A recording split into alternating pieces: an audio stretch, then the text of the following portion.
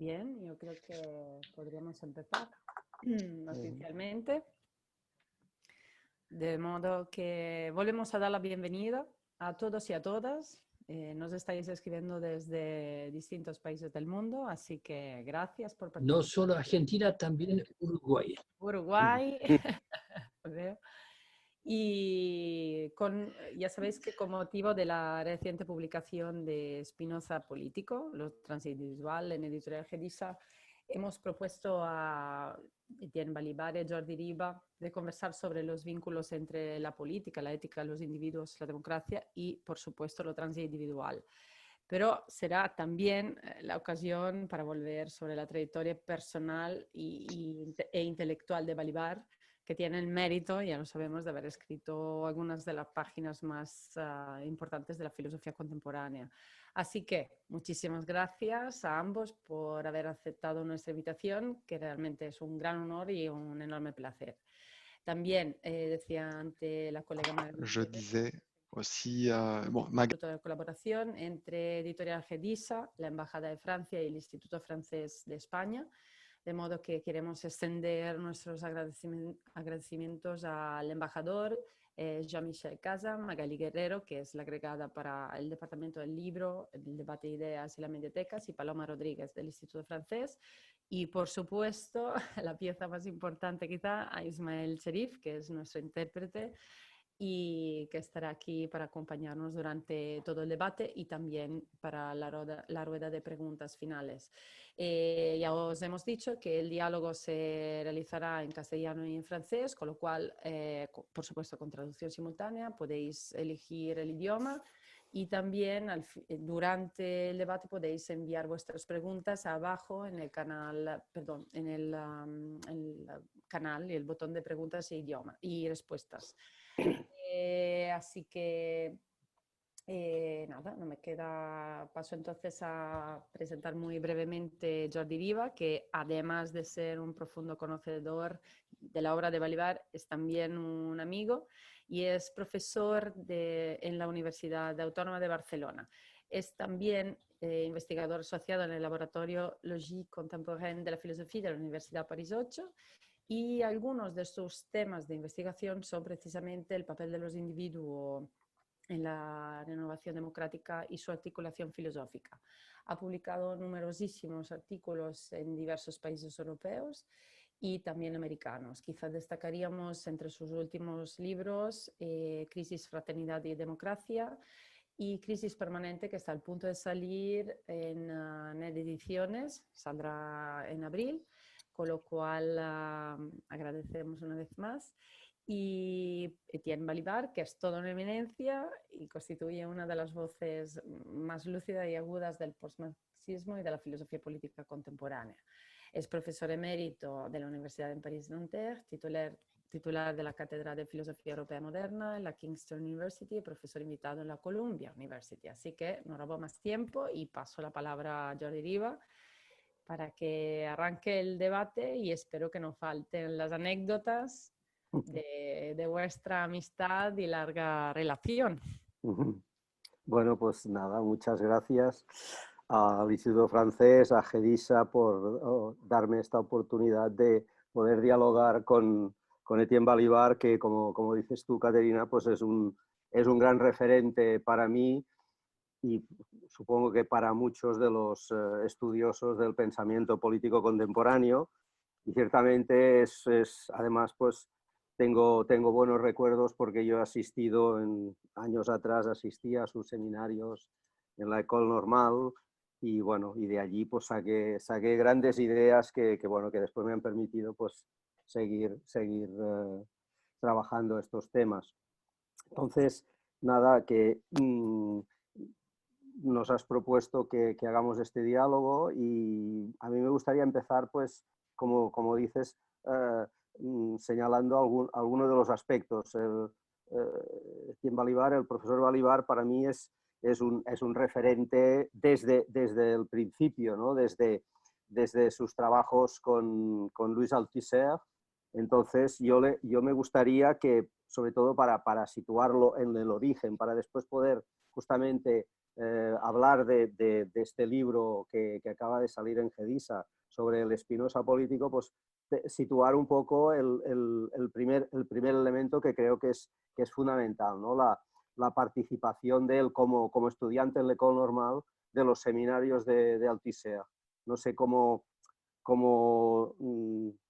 nos podría pues, empezar por ahí, profesor Balibar, explicando un poco esta cuestión. Oui, si vous voulez. Bon, merci Jordi. Alors, je vous demande 2 minutes parce que moi aussi, je voudrais quand même exprimer d'emblée mes sentiments, le plaisir que j'éprouve à me trouver avec vous tous. Donc, moi aussi, si vous le permettez, je vais d'abord remercier très sincèrement les institutions qui nous reçoivent. C'est un grand honneur pour moi d'être ce soir l'invité de l'Institut français de Madrid et donc aussi de l'ambassade de France, naturellement. Bon.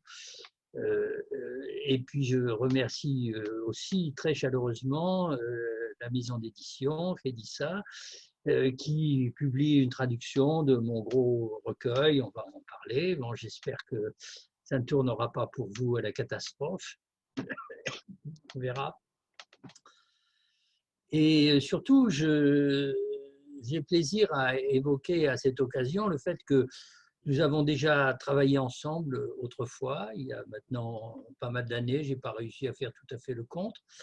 Mais l'autre jour, quand nous discutions ensemble, vous vous souvenez, j'ai évoqué ce souvenir et vous aussi, vous êtes au courant. J'avais publié il y a très longtemps un recueil de textes sur la question de la violence, qui s'appelait, je crois, Violencia y Civilidad, dans une collection chez vous, éditée par un très vieil ami argentin, non par hasard. On va sûrement avoir beaucoup d'occasions d'évoquer l'Argentine et d'autres pays d'Amérique latine, bien sûr, ce soir, qui s'appelle Nestor Garcia Canclini, qui dirige cette collection chez vous. Donc, en somme, je reviens, et c'est toujours très agréable de retrouver des amis. Bon. Et puis, j'ai beaucoup de plaisir aussi, bien sûr, à dialoguer avec Jordi, et j'espère qu'il va vite cesser de m'appeler monsieur le professeur. Bon, alors, oui, bien sûr, je ne demande pas mieux, c'est inévitable et ça ne me déplaît pas, d'évoquer le souvenir d'Althusser, de tout ce qu'il m'a appris et au fond de la façon dont il a déterminé dans une large mesure le cours de mes réflexions, de ma carrière, en ce qu'on peut appeler ma carrière philosophique, si on veut. Bon, comme toujours avec un maître dont on a été très proche, la suite n'est pas linéaire, on passe plus ou moins longtemps à essayer d'être le plus fidèle possible à l'inspiration reçue de son professeur, et qui était aussi un ami en l'occurrence. Et puis il arrive un moment où on cherche non pas à prendre ses distances pour le plaisir de penser autre chose, mais disons à se renouveler, à aborder de nouvelles questions. Et c'est aussi une façon d'être fidèle, hein, d'une certaine façon. Bon, alors, comme la discussion de ce soir, en principe, est centrée sur Spinoza, et sur le rapport que j'ai eu et que je continue d'avoir avec la philosophie de Spinoza, je trouve au fond que c'est une façon assez simple, assez juste, j'espère, de présenter les choses, que de dire les choses ainsi. J'ai commencé à m'intéresser à Spinoza sous l'influence d'Althusser, il n'y a aucun doute de ce point de vue. Et l'influence d'Althusser en ce qui concerne les études spinozistes dans la philosophie contemporaine française, mais pas seulement française, justement internationale, avec une dimension hispanique et latino-américaine que j'évoquerai peut-être plus tard, bon, a été une influence considérable. Et en même temps, ça a été une influence paradoxale, on pourrait dire. Parce que il y a quelques années, ça va la traduction, ça marche, Ismaël, je ne parle pas trop vite vous... Bon. Voilà, donc j'essaie, parce que moi, quelquefois, je suis un peu sinueux, bon, j'espère qu'on va me suivre. Bon. Donc, si vous voulez, il y a quelques années, beaucoup de gens, peut-être parmi les auditeurs, connaissent ce recueil. Deux jeunes philosophes américains, qui sont aussi des amis, surtout Warren Montag, qui est lui-même un grand spinoziste. Bon. Et Knox Piden avait publié un livre qui portait le titre en anglais The New Spinoza, le nouveau Spinoza. Bon.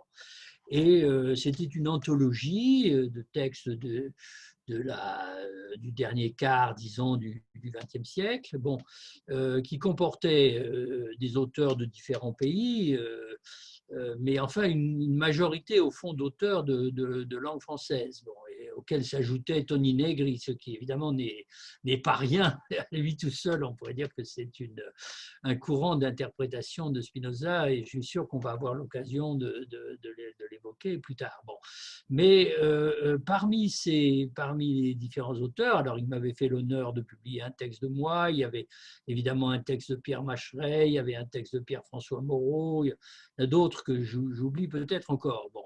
Et on pourrait dire, en utilisant un concept qui était lui-même un concept, une notion centrale de la pensée d'Althusser, que Althusser figurait dans tout ça comme une sorte de cause absente, hein, si vous voulez, ou de cause invisible, parce que beaucoup des auteurs de ce recueil, et plus généralement des représentants, on pourrait dire, de cette nouvelle lecture de Spinoza ou de ce renouveau d'intérêt pour Spinoza dans la philosophie française du dernier tiers du XXe siècle, étaient des élèves d'Althusser ou avaient commencé à s'intéresser à Spinoza sous son influence. Bon, alors naturellement, Althusser n'était pas le seul des grands exégètes, on va dire des grands lecteurs, voilà, des grands lecteurs de Spinoza dans la philosophie de cette époque.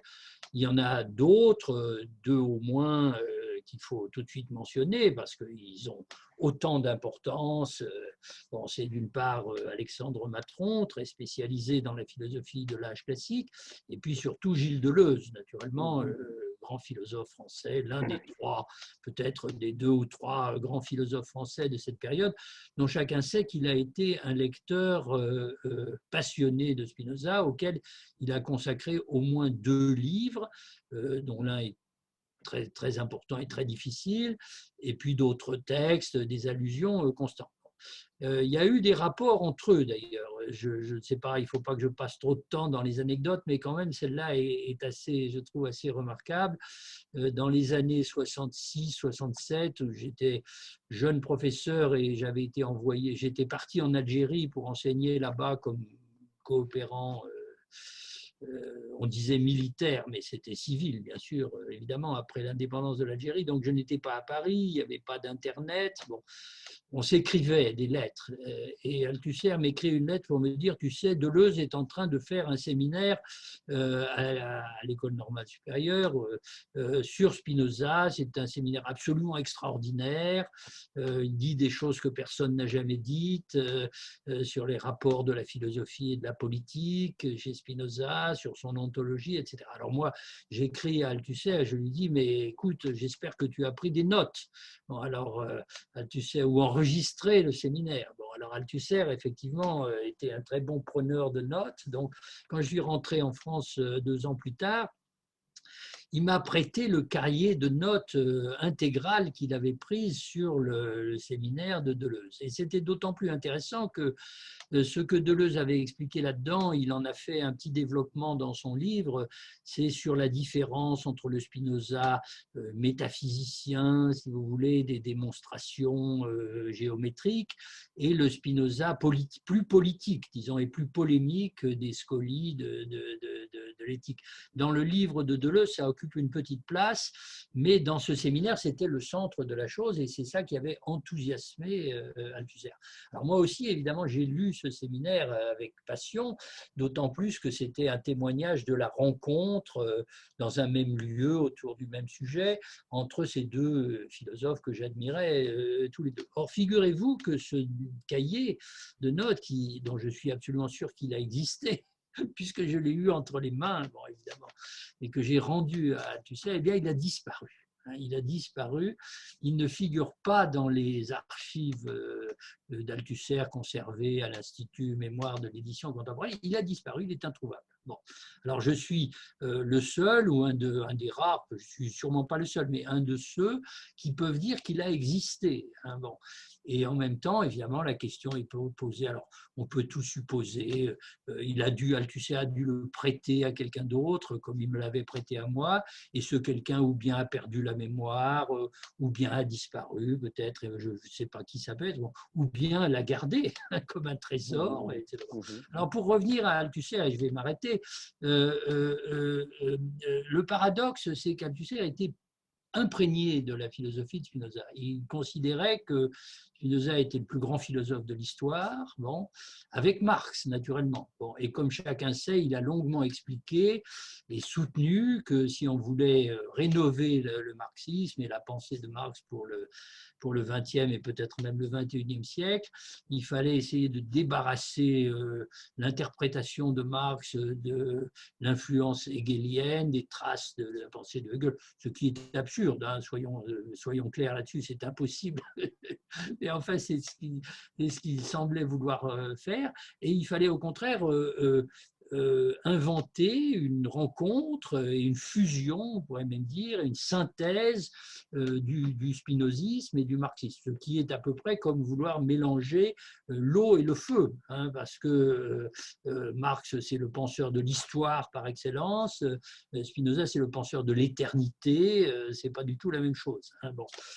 Mais c'était justement ce projet, et ce projet, évidemment, nous avait paru génial, et nous a précipité dans ce travail collectif. Bon. Alors, ceci étant dit, Althusser parlait tout le temps de Spinoza, mais il parlait presque toujours des mêmes choses. Bon, je ne vais pas les répéter là, on n'a pas le temps, mais il y avait 3 ou 4 points cruciaux, on y viendra après si vous voulez, bon, de la pensée de Spinoza qui pour lui était décisif. Il y revenait toujours, il en parlait, on voyait qu'il connaissait le texte de Spinoza à fond, mais il n'a jamais rien écrit. Alors, ce n'est pas tout à fait vrai parce que après sa mort, on a exhumé des textes inédits, anciens ou récents. Bon, évidemment, on a trouvé beaucoup de développement sur Spinoza qui sont un peu plus substantiels, et en particulier tous ceux qui ont contribué à alimenter ce qu'on considère aujourd'hui comme la dernière philosophie d'Althusser, la philosophie posthume, on pourrait dire, d'Althusser, à laquelle lui-même avait donné le nom de matérialisme aléatoire, el materialismo aleatorio. Bon. Et alors, Warren Monta, que je citais tout à l'heure, et d'autres sont évidemment de grands interprètes de ce matérialisme aléatoire. Et évidemment, là, Spinoza joue un rôle explicite, mais qui continue d'être un rôle paradoxal, parce que le matérialisme aléatoire, c'est une philosophie, par définition, le nom l'indique, c'est une philosophie de la contingence, de l'imprévisible. C'est contre l'idée que l'histoire suit un cours déterminé par des lois absolues, ce que beaucoup de marxistes, évidemment, ont cru. Mais on peut pas, il faut tordre un peu Spinoza pour faire de lui un philosophe de l'aléatoire, parce que la grande thèse de Spinoza au début de l'éthique, c'est justement que dans la nature, qui contient aussi l'humanité, la société, l'histoire, tout est déterminé de façon causale. Bon, donc il faut. Bon. Alors, tout ça pour dire, et je vais m'arrêter parce que c'est trop long, mais j'espère que je ne vous ennuie pas trop. Hein, je vous ennuie pas trop que, si vous voulez, il y a un filon du spinozisme contemporain qui recoupe constamment d'autres lectures. Tout aussi importante. Matron, ça venait de la tradition de Guéroult et d'une certaine façon structurale, très rationaliste de lire l'histoire de la philosophie. Deleuze, évidemment, voyait en Spinoza un des grands inspirateurs de sa propre philosophie du désir et de la métamorphose, et, bon, un vitaliste, hein, par excellence. Bon, donc l'inspiration d'Althusser recoupe constamment d'autres lectures, mais elle a une espèce de de singularité, je dirais, ou d'autonomie. Bon. Seulement, comme elle n'était pas exprimée sous la forme d'un commentaire systématique, hein, mais seulement de questions, en somme, lancées avec Spinoza et à Spinoza aussi, peut-être dans une certaine mesure, les gens comme moi, bon, mais avant moi, il y en a d'autres qu'il faut mentionner. Hein, bon, je ne suis pas le seul, en tout cas. Bon, chacun a cherché à comprendre finalement Spinoza. Et alors, quand on croit qu'on peut comprendre Spinoza, comme tous les grands philosophes, bien sûr, mais peut-être encore plus, bon, en quelques jours ou en quelques semaines. Je me souviens que quand j'étais jeune professeur, j'étais fatigué de ce que je faisais, etc. Je m'étais dit, il faut que je fasse quelque chose de difficile et de systématique. Donc, je vais lire l'éthique de Spinoza en 3 jours, comme un célèbre poète français avait dit, je vais lire l'Iliade d'Homère en 3 jours, etc. Bon, ça m'a pris une semaine. Hein, ça m'a pris une semaine. Bon, j'ai rempli un cahier de notes que j'ai toujours, d'ailleurs, quelque part. Bon, mais donc, nous, on croit que ça peut aller vite. Et puis, en fait, ça ne s'arrête jamais.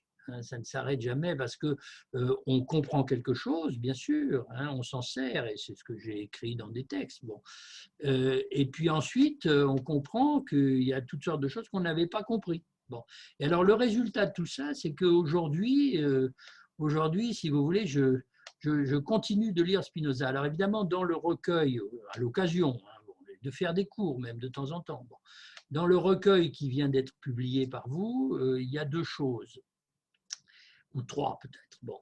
Il y a d'abord la reproduction d'un petit livre que j'avais publié en 1985 dans la collection, une collection pour les étudiants, enfin les étudiants, on est tous des étudiants, mais enfin une collection, disons, pas trop ésotérique, bon, un peu accessible, d'introduction à la philosophie, qui s'appelait Spinoza et la politique, dans lequel j'essayais de proposer ce que j'avais compris, mon interprétation, après d'autres, bien sûr, de la pensée politique de Spinoza et aussi, bien sûr, de ses racines métaphysiques. Bon. Et puis ce petit livre a été traduit dans beaucoup de langues, en espagnol, je ne sais pas, bon, il a été utilisé en France par les étudiants. Et moi, je continuais de travailler et évidemment, j'écrivais des articles. D'ailleurs, je ne suis pas très capable d'écrire des livres, moi, des gros livres. J'écris des essais plus ou moins longs, comme certains de mes maîtres. Et puis ensuite, je vois si on peut les assembler. Bon, donc, à un certain moment, il y a 3 ans ou 4 ans, pour l'édition française, je me suis dit, voilà, j'ai écrit beaucoup de choses sur Spinoza. J'en ferai jamais un livre, bon, sauf si j'essaie de les classer un peu systématiquement et de les rassembler. Et à ce moment-là, je me suis dit, il faut que je reproduise le petit livre de 1985 parce que tous ces essais que vous allez trouver dans le livre, évidemment, vont ailleurs que simplement dans la direction d'une explication de la pensée politique de Spinoza. Mais ils sont pénétrés de l'idée, au fond, que je partage avec Negri. Nous sommes d'accord là-dessus. C'est peut-être le seul point sur lequel nous sommes d'accord. Après, nous divergeons. Enfin bon, il y en a d'autres. Mais bon, c'est-à-dire que chez Spinoza, tout est politique. Hein, et tout est métaphysique. Tout ce qu'il écrit à propos de la politique, évidemment, relève d'une métaphysique. Bon. Et tout ce qu'il écrit à propos d'autres choses est profondément politique. Bon. Donc il fallait que je récupère en quelque sorte et que je conserve cette sorte de rampe de lancement, si vous voulez, qui m'avait envoyé dans la philosophie de Spinoza. Mais aujourd'hui, je croyais que c'était fini et puis c'est pas fini. Hein, et puis c'est pas fini. Bon, donc je me pose de nouvelles questions. Je les mettrai peut-être pas sur le papier, mais on en parlera si vous voulez. Mais alors tout ça vient d'Althusser, hein, d'une certaine façon. Tout ça vient d'Althusser. Hein. Sauf que naturellement, je ne peux pas répéter ce que disait Althusser parce qu'il a dit très peu de choses. Hein, très peu de choses. Bon. Donc, je me dis que je ne lui suis pas infidèle et en même temps, bien sûr, je cherche mon chemin par moi-même. Alors, parmi les gens qui ont, j'ai trop parlé, je vais m'arrêter, mais parmi les gens qui ont travaillé avec Althusser sur Spinoza, il y en a au moins 3 que je voudrais mentionner. J'espère ne pas en oublier 2, enfin, il y en a sûrement d'autres, je vais faire un lapsus gravissime, je vais sans doute faire une erreur, etc. Bon, mais il y en a plusieurs. Bon. D'abord, j'ai un ami espagnol qui a été l'élève d'Althusser. Il est un petit peu plus jeune que moi, mais je tiens absolument à le mentionner, qui est Gabriel Albiac. Gabriel Albiac a publié il y a très longtemps un livre magnifique sur Spinoza qui s'appelle La Synagoga Vacía. Hein, bon, la synagogue vide. Bon, ce livre a été réédité il n'y a pas très longtemps. C'est un livre très important sur le rapport que la pensée de Spinoza entretient, non pas avec le judaïsme, mais avec le maranisme. Bon, il n'y a pas besoin d'expliquer ça. Bon, depuis, il y a eu d'autres livres sur la question, mais c'est une date importante et en plus, c'est un très beau livre. Je l'ai fait traduire en français plus tard. Bon.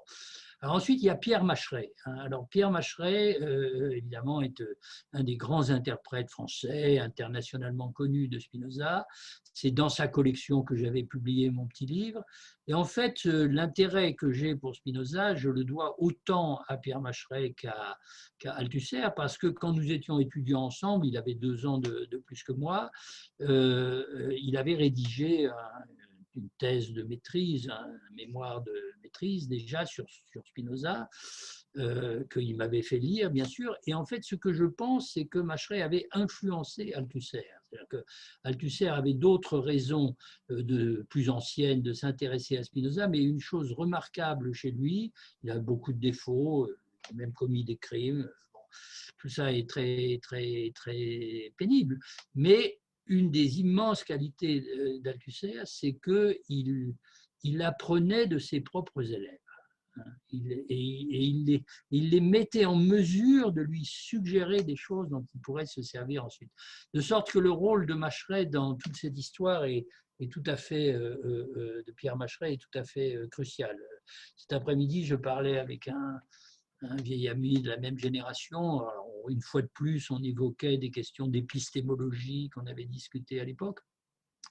Et je lui ai dit, tu sais, c'est Pierre Macheret qui, dans un article de jeunesse, avait effectué le rapprochement entre l'idée de la coupure épistémologique althussérienne, bon, et puis d'autre part la célèbre formule de Spinoza, bien sûr, verum index sui et falsi, hein, le vrai est le signe, la marque, hein, ou la norme dans une autre version de lui-même et de l'erreur ou du faux, ce qui peut être interprété d'une façon forte en disant que la vérité, c'est jamais autre chose que la capacité de comprendre ses propres erreurs. Donc tout ça vient de Pierre Macheret. Et puis alors évidemment, il y a Pierre-François Moreau, est impossible de ne pas citer. Et je crois me souvenir que quand on s'est rencontrés tous les deux, un séminaire dont tu parles, là, c'était justement…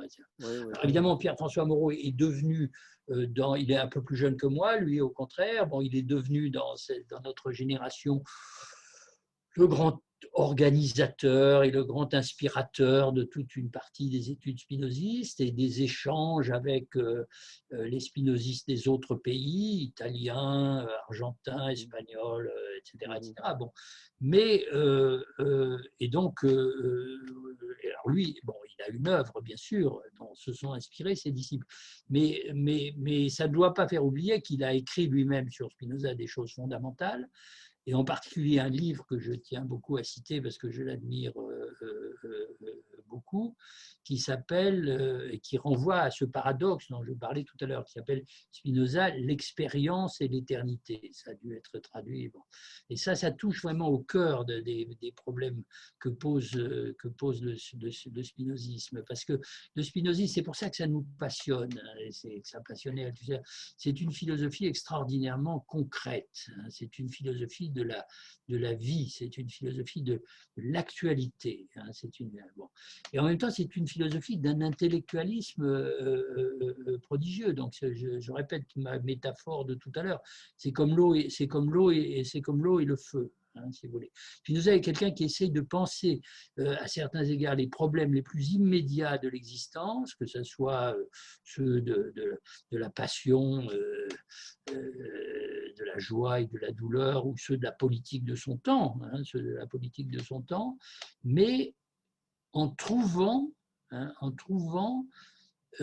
point de vue qui rende ces questions intelligibles, hein, intelligibles comme si elles étaient transportées, on pourrait dire, dans l'horizon de l'éternité, ce qui veut dire chez lui la nécessité, évidemment. Je ne dis pas que c'est clair, que c'est simple, mais enfin, c'est pour essayer d'expliquer un peu pourquoi on peut passer sa vie là-dedans. Oui, il y a une question que je voulais vous poser. Vous avez dit que... Bueno, hablo en español, perdón. Sí, habla hablo en español. Hablo en español. Para mí no es un problema. Sí, no, ha comentado interesante que el vínculo con Althusser, que yo creo que, no sé, al menos por lo que yo he leído, nunca lo había leído que lo explicara, el hecho que fue Althusser quien le llevó a la lectura de Spinoza. Claro, una cuestión que Althusser ahora... y Pierre Macheret. Pierre Macheret, d'accord.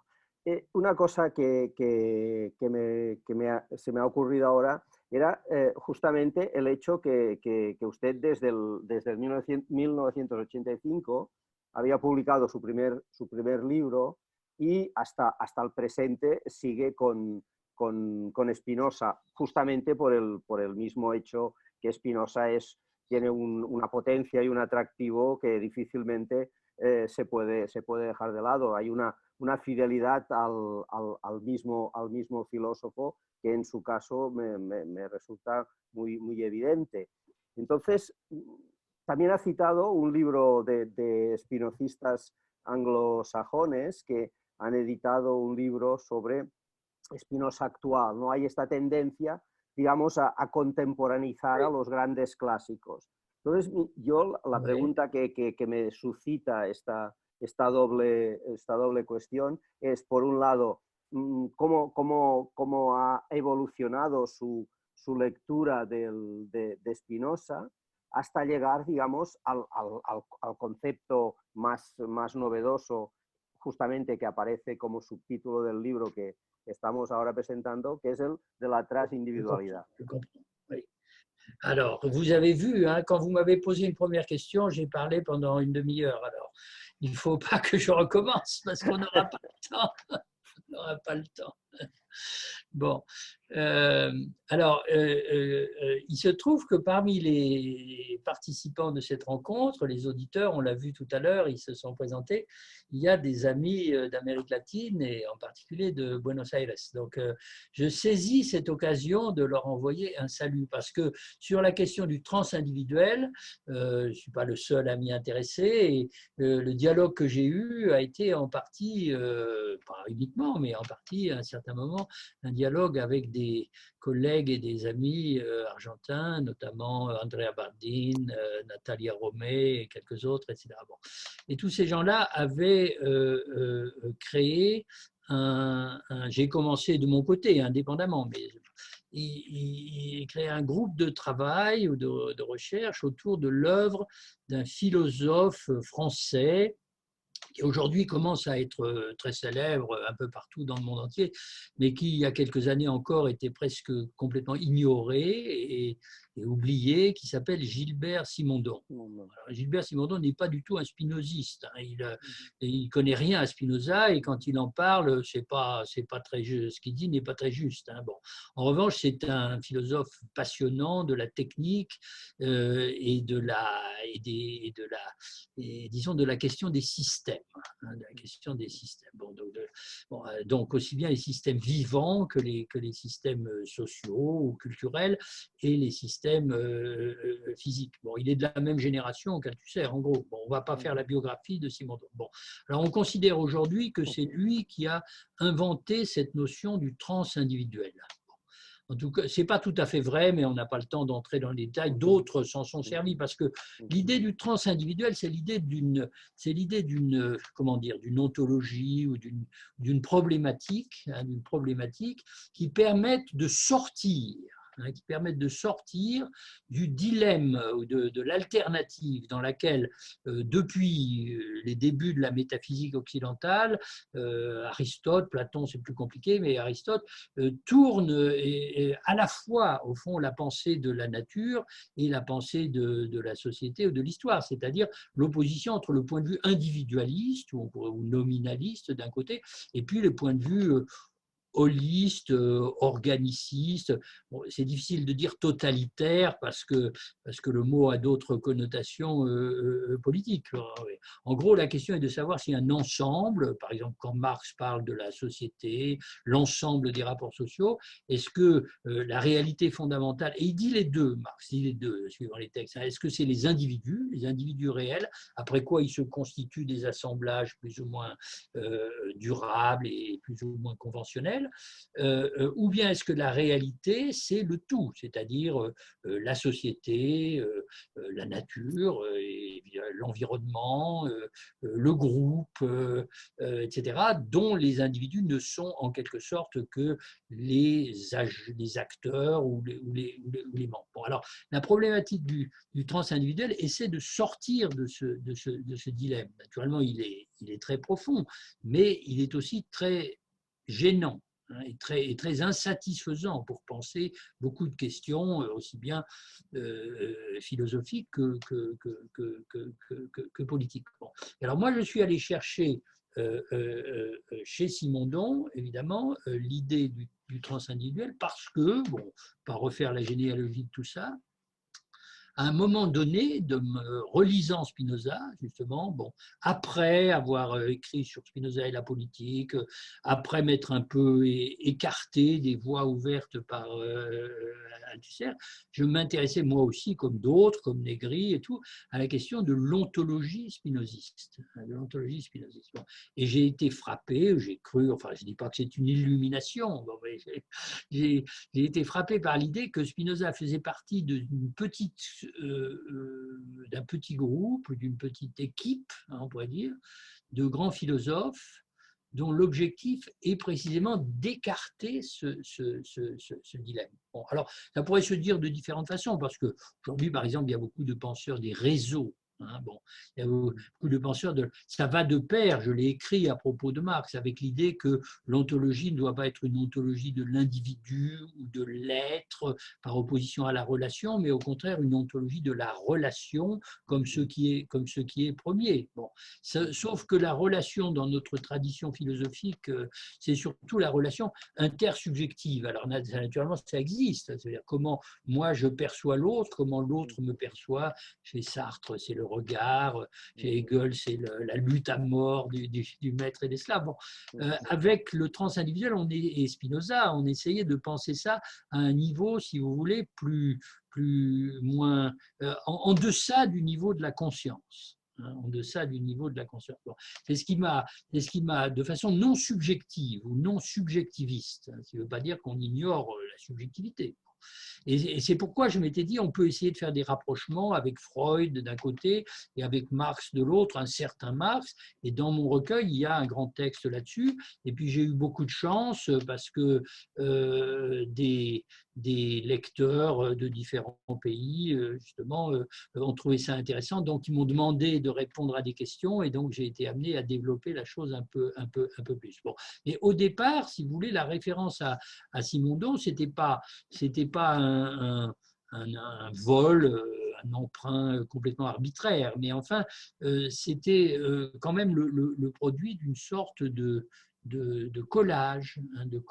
J'avais trouvé chez Simondon le mot qui me semblait le plus évocateur, le plus le plus éloquent, on pourrait dire, le plus riche de possibilités ultérieures, pour expliciter quelque chose que je croyais lire dans Spinoza.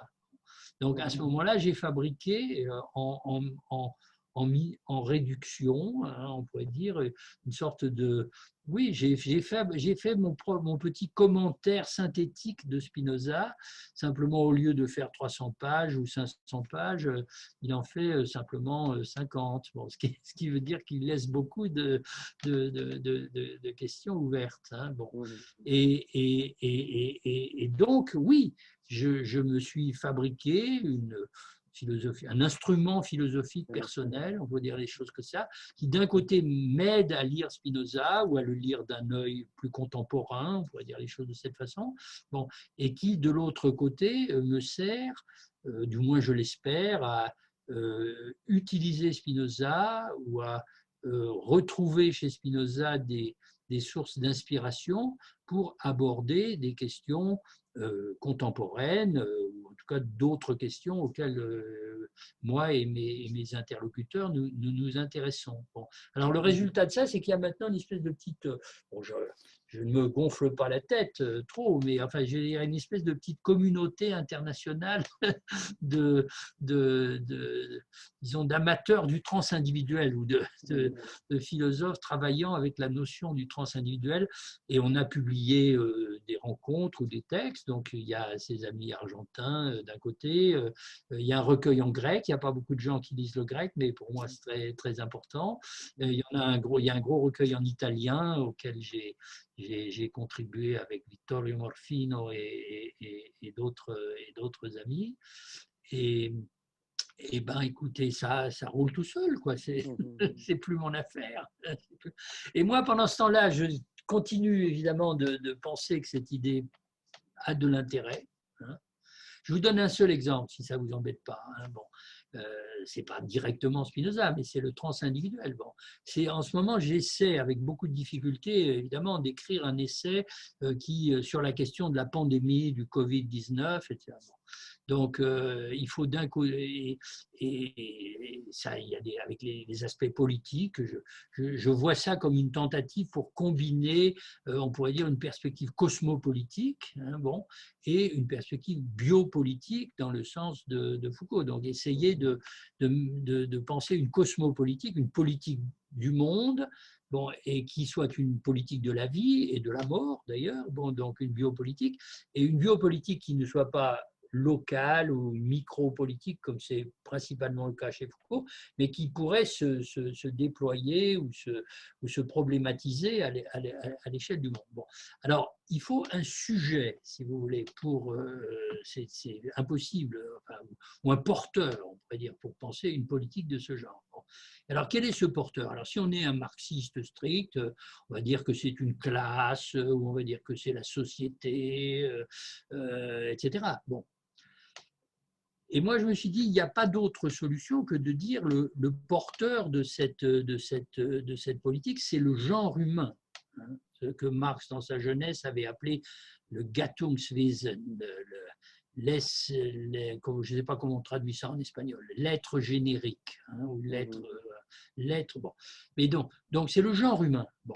Mais qu'est-ce que c'est que le genre humain, hein? C'est que le genre humain. Alors évidemment, je me plonge à retardement. J'avais lu autrefois de la biologie, la théorie de l'évolution. Je suis obligé de retourner à tout ça. J'espère ne pas dire trop de sottises. Hein, bon. Mais ce qui me semble ce qui me frappe, et c'est là que je conclurai, si vous voulez, c'est que nous sommes en train de vivre deux processus extraordinairement contradictoires, une fois de plus. D'un côté, il y a une sorte d'unification du genre humain, hein, bon, qui n'est pas une unification idéale, c'est pas simplement parce qu'on est tous des hommes, qu'il y a une idée de l'humanité qui nous est commune. Hein, bon. Mais c'est pas non plus comme chez les Darwin ou les évolutionnistes après lui, une généalogie qui veut dire qu'on a une origine commune, et ça.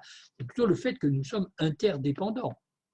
Hein, que nous sommes, et que donc ce qui arrive à l'un d'entre nous, à la limite, affecte tous les autres, ou en tout cas peut les affecter. Bon. Et ça, c'est vrai au niveau de l'économie et de tout ça. Mais le virus introduit quelque chose de nouveau de ce point de vue. J'espère ne pas dire une grosse naïveté ou une banalité, parce que le virus, nous ne le voyons pas, mais il circule entre nous. Hein. Bon, donc là, évidemment, on est protégé, parce que vous êtes à Barcelone, moi, je suis en France, on a un écran, le virus ne va pas passer à travers l'écran. Hein, bon. Mais comme chacun sait, on nous le répète tous les jours, si on sort dans la rue, si on rencontre des amis, si on passe la nuit avec quelqu'un, si on se serre la main ou si on s'embrasse, si on respire le même air, etc., le virus va commencer à circuler entre nous. Alors, qu'est-ce que c'est cette unification, si vous voulez? Eh bien, on peut dire que c'est une unification passive, parce que nous n'en sommes pas les acteurs. Nous sommes plutôt nous la subissons plutôt que nous l'agissons, même si nous essayons de la contrôler, de la contrôler. Et il me semble que là, on a une application inévitable de la notion du transindividuel. De ce point de vue, l'espèce humaine est un transindividu. L'espèce humaine ou le genre humain est un transindividu. C'est pas une totalité, c'est pas un bloc. C'est d'autant moins un bloc que dans le même moment des fractures, je ne vois pas d'autre mot, des fractures terribles se creusent entre nous. Non seulement parce que les frontières se ferment, etc., mais parce que les Africains n'auront pas de vaccin avant 2 ans, sauf si les Chinois leur en donnent davantage, ou bien parce qu'autour de nous, il y a des gens qui ont, comme dirait Judith Butler, des vulnérabilités différentes, différentielles. Bon, donc ce n'est pas un bloc, si vous voulez, ce n'est pas une unité, c'est même pas une seule société, c'est même pas une société. Mais d'un autre côté, ce n'est pas non plus des individus atomistiques les uns à côté des autres. C'est des individus qui font circuler entre eux, le pathogène, l'être biologique, si vous voulez, qui du même coup les unifie dans un même danger. Donc, j'essaie de continuer à tripatouiller. Tripatouiller n'est pas le bon mot, un philosophe ne devrait jamais dire ça, mais disons à travailler la problématique du transindividuel. Bon, je ne suis plus dans Spinoza, pas uniquement, en tout cas pas directement, mais c'est quand même un point d'appui très utile. Me permito intervenir Bien sûr.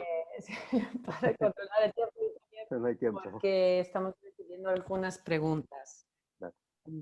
Entonces, yo diría, Jordi, si quieres hacer una pregunta más y luego podemos elegir una del...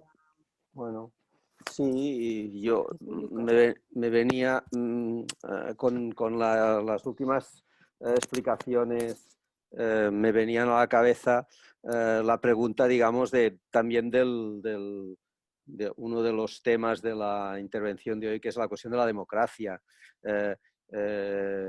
Etienne Balibar ha puesto sobre la mesa, yo creo, un concepto que ha tenido mucho, yo creo que tiene mucha repercusión, que es el democratizar la democracia. Entonces, bueno... Je n'ai pas inventé ça, Bueno, pero lo puso como enfatizó en su cuestión, ¿no? en lo que es, ¿no? Entonces, bueno, una pregunta, si acaso muy breve, para dejar que intervengan los auditores. Sería justamente esto que ha planteado con la trans individualidad, si realmente se necesita renovar el vocabulario de lo político para comprender este mundo que creo haberle leído, busco un momento, si me permiten, estar preparado, usted lo ha dicho, algo así como estar preparados para acoger lo imprevisto. Entonces la pregunta estaría ahí. Muy brevemente. Vous voulez dire, tu veux dire, on se dit vous ou tu, bon, tu veux dire que dans cette formule démocratisation de la démocratie, que je n'ai pas inventée, mais que elle a même été utilisée par des tas de gens, tu sais. Hein, bon, elle a été utilisée en particulier, on me l'a fait observer par des gens avec qui, a priori, je n'étais pas à 100% d'accord ou on n'appartenait pas tout à fait à la même tendance politique, c'est-à-dire les théoriciens de ce qu'on a appelé à un moment donné la troisième voie, autour de Tony Blair en Angleterre et de quelques autres, etc. Bon, donc je ne savais pas ça, bon. Mais peu importe, j'y reviendrai. Bon, elle n'est pas sans rapport avec Spinoza. Bon, non, mais ce que tu veux dire, c'est que cette formule, on peut essayer de la mettre en rapport, tu voulais dire, avec l'idée que la philosophie ou la philosophie politique doit se préparer dans toute la mesure du possible à accueillir l'inconnu. C'est ça que tu veux dire. Y con renovación conceptual. Oui. Es para explicar Oui, este oui, hecho, oui, necesita renovar conceptualmente. Oui.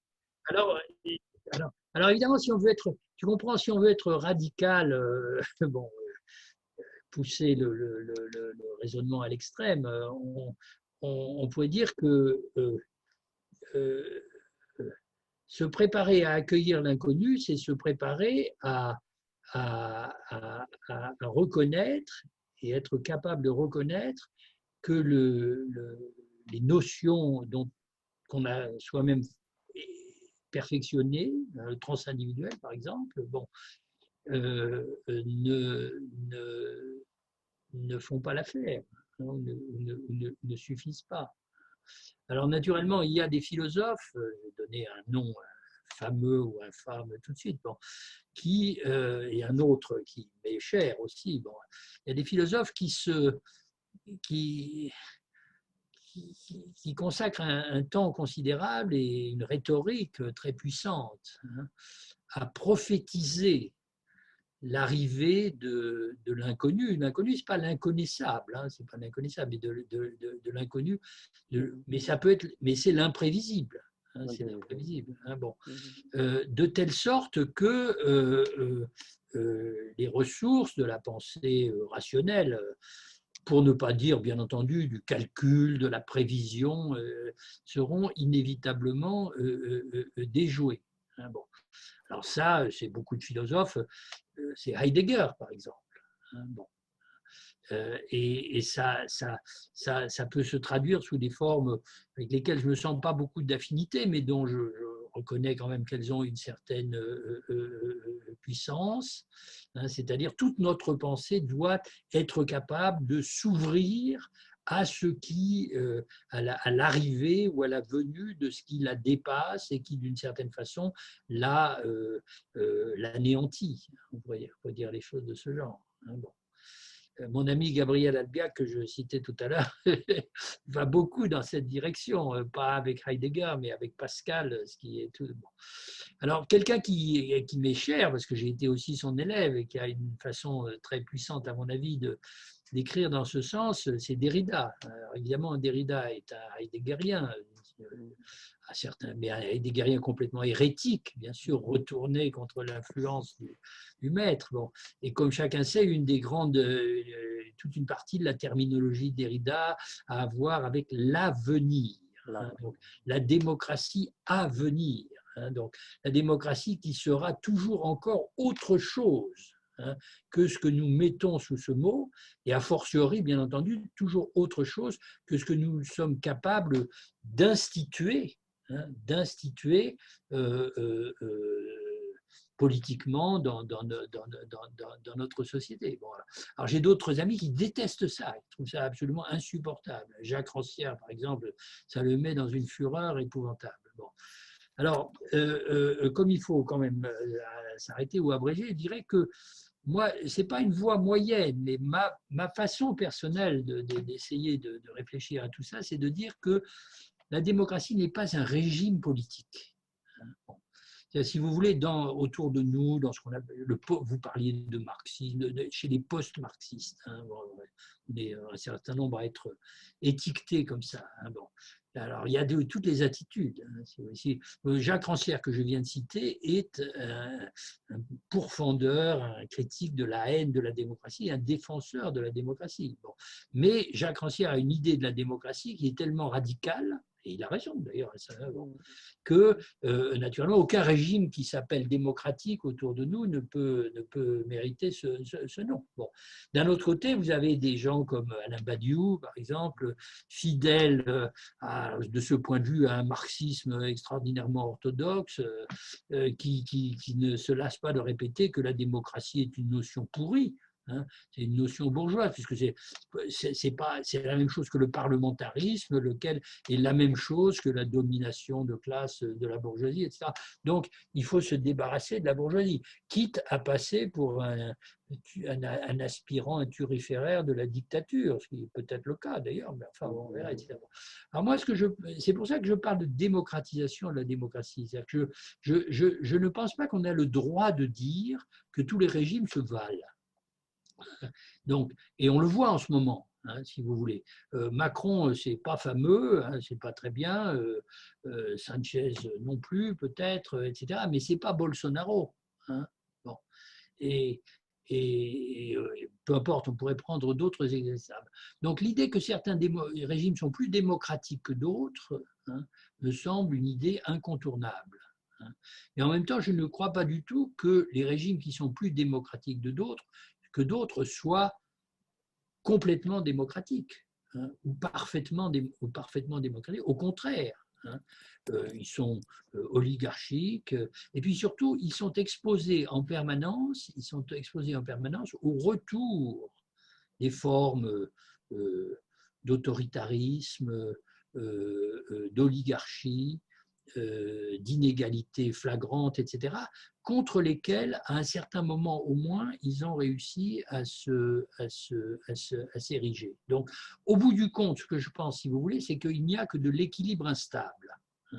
Et quand dans une situation historique et politique donnée, comme la nôtre aujourd'hui, ou bien on progresse vers plus de démocratie, sans se fixer de limites ultimes à l'avance, naturellement, qui suppose aussi, bien sûr, d'accueillir avec tous les risques que ça comporte des mouvements que j'appelle, comme d'autres, insurrectionnels, ou bien on va régresser vers moins de démocratie. Mais l'idéal de la science politique qui définit les critères de la démocratie et qui dit, vous voyez, par exemple, aujourd'hui, en France ou aux États-Unis, on est en démocratie. Bon, ça, je n'y crois pas, ou en tout cas, ça me semble superficiel, si vous voulez.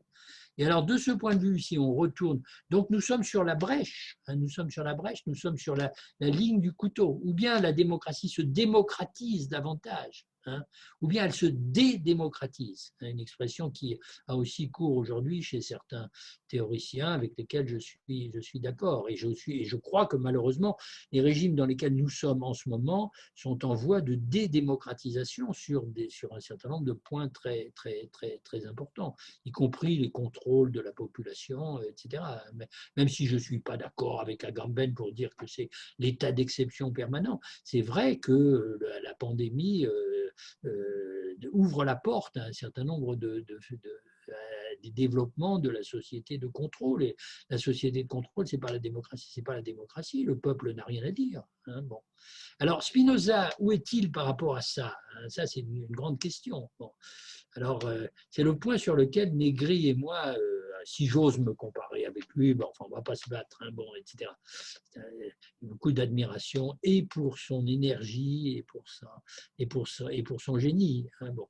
Mais c'est le point sur lequel nous avons toujours été en désaccord. Ça remonte à très loin. Bon. Ça remonte à des façons différentes d'interpréter le concept de la multitude, l'attitude de Spinoza par rapport à la question même du pouvoir des masses. Bon. Et comme chacun sait, il se passe une chose très étrange, enfin, ceux qui travaillent là-dessus, les étudiants, les professeurs, c'est que Spinoza a essayé d'écrire à la fin de sa vie un livre qui s'appelle Le Traité politique, après l'expérience tragique de la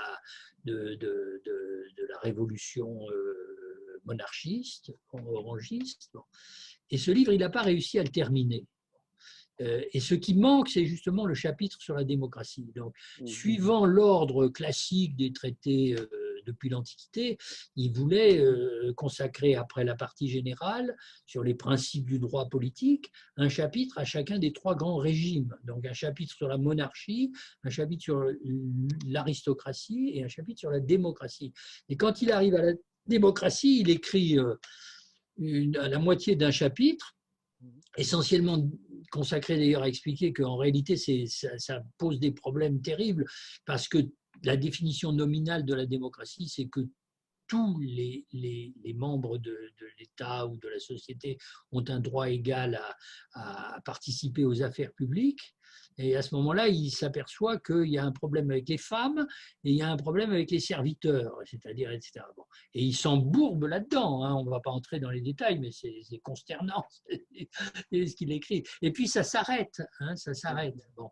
Alors, au fond, les deux attitudes extrêmes, représentées, on pourrait dire, par Tony Negri et par moi, bon, c'est d'un côté celle de Tony, ça consiste à dire tout Spinoza est une pensée de la démocratie, et donc si on lit bien le reste de Spinoza, on doit pouvoir écrire à sa place le chapitre qu'il n'a pas pu écrire. Et c'est ce que Negri a fait. Il n'est pas le seul, d'autres, c'est ce qu'il a fait. Il a dit voilà ce qu'il y aurait dedans. Et ce qu'il y aurait dedans, naturellement, c'est le pouvoir absolu de la multitude. Et moi, je fais partie de ceux qui disent, alors on m'accuse d'être un sceptique, un coupeur de cheveux en quatre, mais je fais partie de ceux qui disent, vous savez, la notion du pouvoir absolu de la multitude est une notion contradictoire du point de vue des principes de Spinoza. Donc, il y a de bonnes raisons pour qu'il ne puisse pas écrire. Non seulement il est tombé malade et il est mort, mais en réalité, il ne pouvait pas l'écrire. Ou en tout cas, la difficulté était béante. Mais la conclusion que j'en tire n'est pas du tout que Spinoza n'a rien à nous dire sur la démocratie. J'effectue ce tour de passe-passe, si vous voulez, je retourne la question dans l'autre sens. Je dis, si on cesse de penser qu'il faut que la démocratie soit un régime, comme la monarchie est un régime, ou différents types de régimes, ou l'aristocratie est un régime, voilà les institutions. On peut les décrire, on peut même les déduire d'un principe fondamental. Bon. Alors, on commence à s'intéresser à la façon dont Spinoza traite les autres régimes politiques. Et ce qui m'a frappé, j'avais déjà dit dans mon petit livre, et je le répète, je n'ai pas changé d'avis là-dessus, c'est que ce qui intéressait Spinoza, c'était le fait que les régimes non démocratiques contiennent en eux une tendance à la démocratie, ou en tout cas, il y a une voie au sein de chaque régime qui peut permettre de les démocratiser. Et cette voie, naturellement, passe, bien sûr, par l'émancipation de la multitude, etc., etc. De sorte qu'on pourrait, il ne faut pas écrire le chapitre que Spinoza n'a pas écrit, mais on peut s'appuyer sur Spinoza pour défendre l'idée que dans toute situation historique et politique, il existe une tendance à la démocratie. Naturellement, il existe aussi une contre-tendance, c'est bien sûr. Bon. Et c'est pourquoi je pense que Spinoza, alors ça fait partie, j'ai peut-être hérité ça d'Althusser, enfin de l'habitude de faire des lectures symptomales des philosophes. Ça ne veut pas dire leur faire dire n'importe quoi, mais essayer disons, d'interpréter de façon un peu dynamique les contradictions ou les problèmes qui les mettent en mouvement. Bon. Donc j'ai tendance à dire Spinoza peut être, en tout cas on peut s'en servir comme d'un extraordinaire théoricien de la démocratisation de la démocratie. Pas la démocratie toute seule, arrêtée dans sa définition, mais la démocratisation de la démocratie, ou de ce que nous appelons comme ça, oui, il y a des sources là-dessus chez Spinoza. Une des plus intéressantes, évidemment, concerne la liberté d'expression, qui est un problème brûlant en ce moment pour les raisons que nous savons. Y bien, Monsieur Balibar, estamos llegando al final y estamos, sí, deberíamos Alors, les gens qui voulaient poser des questions n'ont pero, jamais pu les poser.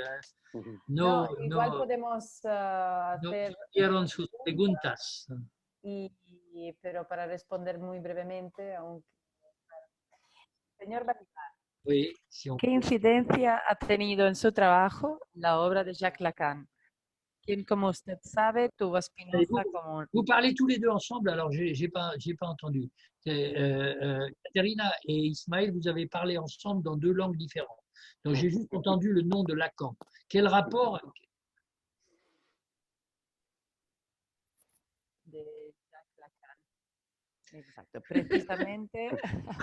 Très difficile, très Alors, difficile vous très avez difficile seulement de 3 minutes oui, hein, justement, pour trois En minutes. 3 répondre. minutes. De fait, c'est Eh un ben, peu eh ben, je Elias. vais, bon, j'ai connu Lacan quand j'étais jeune parce que certains des jeunes étudiants d'Althusser, de ma génération, étaient devenus aussi les disciples de Lacan. J'ai suivi certains de ses séminaires, etc. Bon. Alors, c'est un personnage très… Bon. Je ne sais pas si celui qui pose la question en ce moment est de Madrid ou de Buenos Aires, mais évidemment, à Buenos Aires, tout le monde est lacanien. Donc, il faut que je fasse attention à ce que je vais dire. Hein, bon. Donc, ce que je dirais, c'est que au début, j'ai cru que j'avais compris. Hein, bon. Ensuite, je me suis aperçu que j'avais rien compris. Hein, bon. Et depuis, j'essaye de comprendre. Mais il y a quand même quelque chose chez Lacan, il y a quand même quelque chose chez Lacan qui est suffisamment intéressant et important pour tout le monde, mais pour moi, pour que je n'arrive pas à m'arrêter. Donc figurez-vous que je fais même des cours, il m'est arrivé de faire des cours sur Lacan ces dernières années. Un vrai cauchemar, parce que les étudiants me disaient « Expliquez-nous ce qu'il dit là dans son séminaire ». Et moi, j'étais obligé de leur dire, mais je ne peux pas vous l'expliquer parce que je ne comprends pas ce que ça veut dire. Alors, évidemment, je n'ai pas d'expérience clinique, je ne suis pas psychanalyste, mais je ne suis pas sûr que ça aiderait. Hein. C'est, il faut le reconnaître, un langage complètement ésotérique. Hein. D'autres aussi le sont. Hein. Mais ça vaut la peine, je n'en démords pas. Et tout récemment encore, par exemple, quelque chose que j'avais toujours considéré comme une mauvaise plaisanterie. Hein.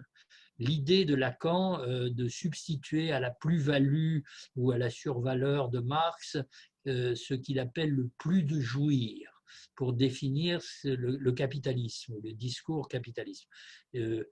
Au fond, j'ai passé une grande partie de ma vie à considérer que c'était un mauvais jeu de mots. Hein, bon, c'était un mauvais jeu de mots. Eh bien, je suis en train de changer d'avis, ou en tout cas d'entrevoir une application, je ne dis pas une explication, mais une application possible de cette idée qui est liée, je n'entre pas dans les détails, en gros, si vous voulez, au fait que le capitalisme dans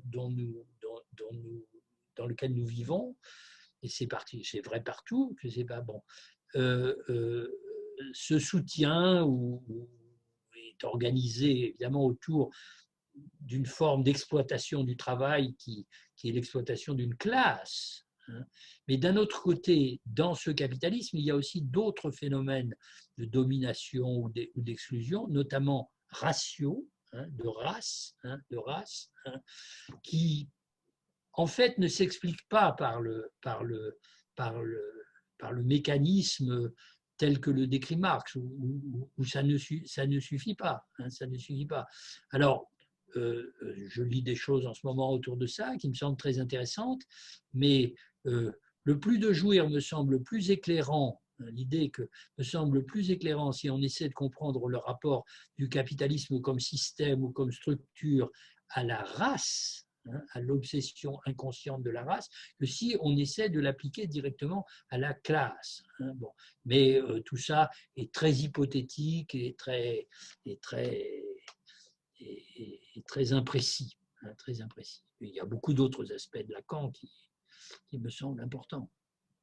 Y bien, yo diría que podríamos ir concluyendo y cerrando el encuentro, que estaba previsto para una hora. Y Jordi, si quieres añadir alguna cosa muy brevemente. Bueno, agradecido a Etienne Balibar estas palabras que nos ha dado, que nos ha ofrecido y que con ganas de escucharle más, porque creo que han quedado muchas preguntas, pero este es el oficio filosófico de construir preguntas de las respuestas, ¿no? Étienne est bavard, c'est ça le problème. Le problème, c'est que je suis bavard et que je ne sais pas faire court. Merci Jordi, c'est un très grand plaisir de te rencontrer.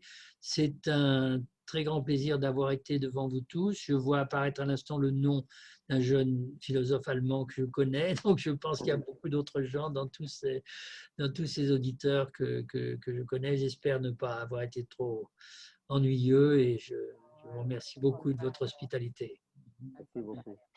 Pues muchísimas gracias una vez más también a los asistentes y os recuerdo que podéis encontrar todas Merci à las vous. referencias de los libros en Merci la à vous. página web de Dites-moi, qu'est-ce que je veux dire, Caterina?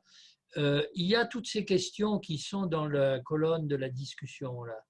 Je crois savoir qu'il est possible techniquement de les conserver, non? Ou de les... Correctamente, sí. Hein, bon.